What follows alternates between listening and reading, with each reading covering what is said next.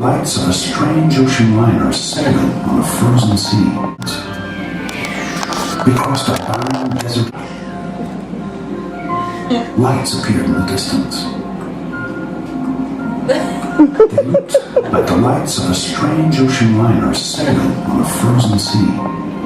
So clearly being a mime wasn't his calling.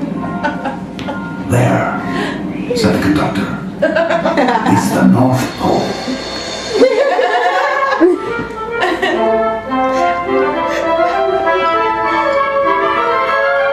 I feel like you should get him a dance dancer. Dance, man, dance. You do ballet. The North Pole. It was a huge city standing alone at the top of the world, filled with factories where every Christmas toy was made. At first, we saw no elves. They are gathering at the center of one view. Look, shouted one of the children, the elves! Outside, we saw hundreds of elves. As our train drew closer to the center of the North Pole, we slowed to a crawl, so crowded were the streets with Santa's helpers. When the Polar Express could go no farther, we stopped. And the conductor led us outside.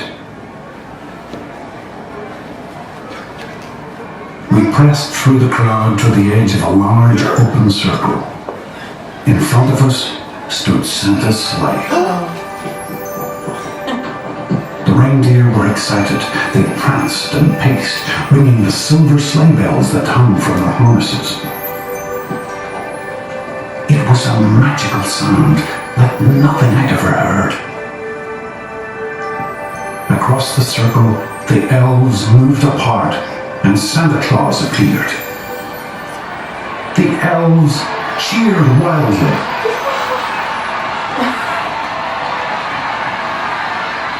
He marched over to us and pointing to me said, "Let's have this fellow here." He jumped into a sleigh. The conductor handed me up. I sat on Santa's knee and he asked, "Now, what would you like for Christmas?"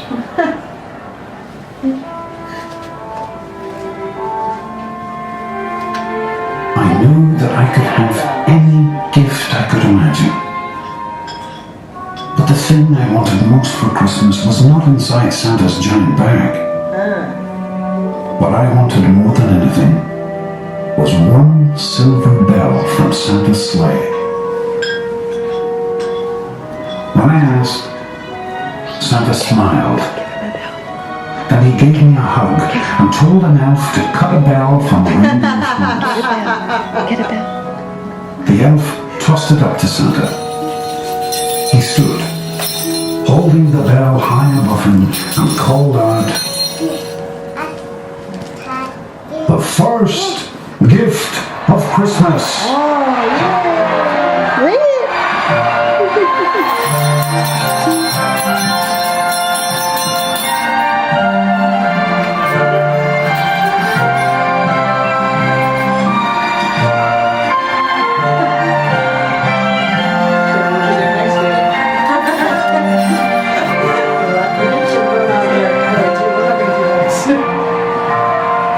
The clock struck midnight as the elves roared their approval. Santa. The conductor helped me down from the sleigh. Santa shouted out the reindeer's names and cracked his whip. His team charged forward and climbed into the air.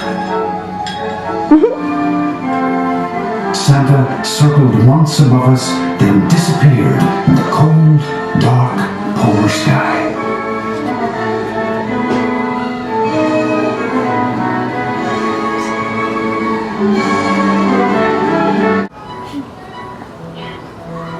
As soon as we were back inside the Polar Express, the other children asked to see the bell.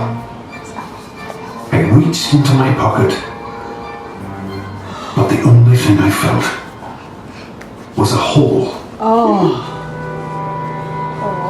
I had lost the silver bell from Santa Claus's sleigh.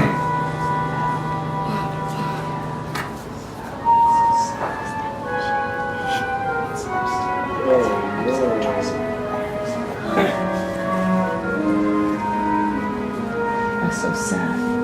So sad, kind of. Let's hurry outside and look for it, one of the children said. But the train gave a sudden lurch and started moving.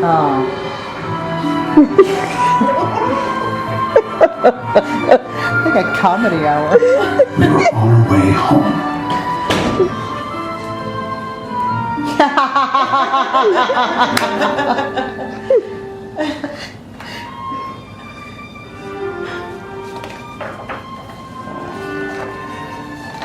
It broke my heart to lose the bell.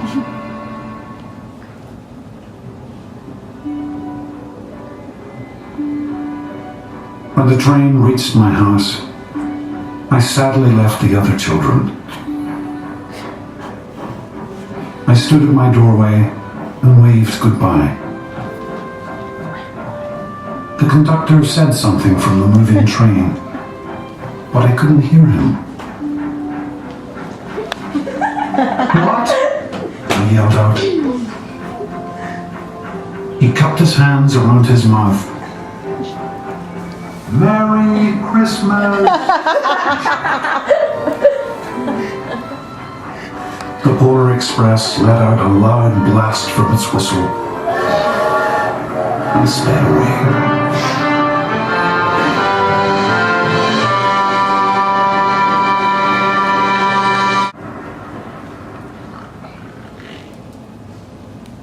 On Christmas morning, my little sister Sarah and I opened our presents. When it looked as if everything had been unwrapped, Sarah found one last small box behind the tree. It had my name on it. Inside was the silver bell. There was a note. Found this on the seat of my sleigh. Fix that hole in your pocket.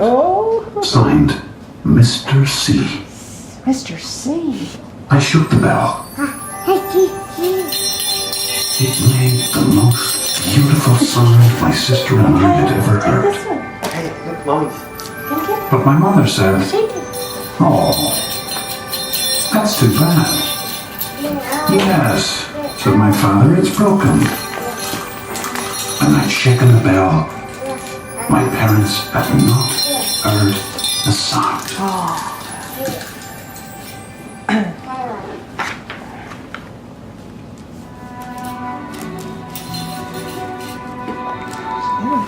At one time, most of my friends could hear the bell. But as years passed, it fell silent for all of them.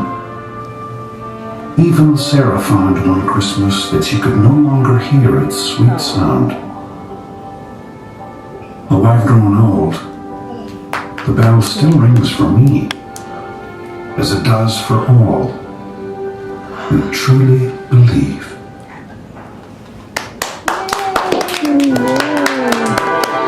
Good job, Dad.